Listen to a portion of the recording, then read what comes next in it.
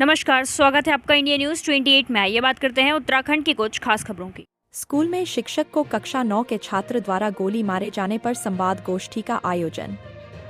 तराई independent schools welfare society के तत्वावधान में प्रशासन के साथ एक संवाद गोष्ठी आयोजित की गई। ऊधम सिंह नगर के काशीपुर कुंडेश्वरी रोड स्थित एक रिसोर्ट में तराई इंडिपेंडेंट स्कूल वेलफेयर सोसाइटी के तत्वावधान में पुलिस प्रशासन के साथ एक संवाद गोष्ठी आयोजित की गई। गोष्ठी को अन्य संगठनों का भी समर्थन मिला। इस दौरान एक ज्ञापन सौंपकर प्राइवेट स्कूलों में शिक्षकों की सुरक्षा सुनिश्चित किए जाने की मांग की गई।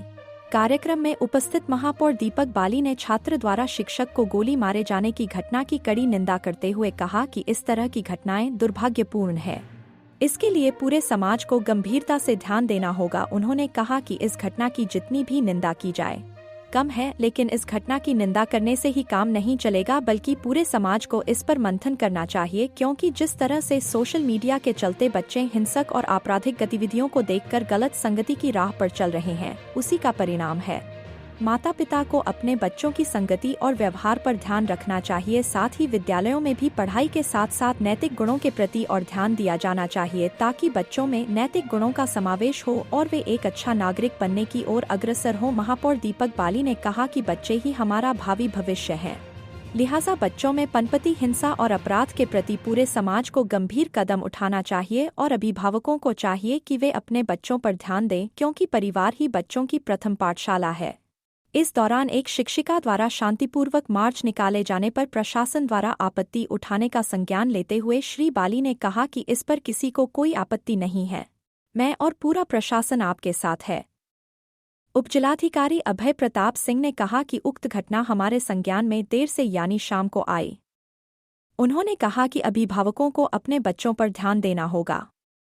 साथ ही शिक्षकों को आश्वस्त करते हुए कहा कि प्रशासन आपके साथ है। शिक्षकों की बात उच्चाधिकारियों तक पहुंचाई जाएगी।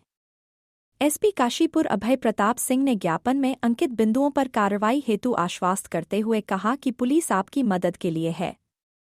किसी भी घटना की सूचना पुलिस तक अवश्य पहुंचाएं। साथ ही विद्यालयों में लगी शिकायत पेटिका के प्रति अभिभावकों और विद्यार्थियों को जागरूक करते हुए इस ओर विशेष ध्यान दिए जाने का आह्वान एसपी द्वारा किया गया।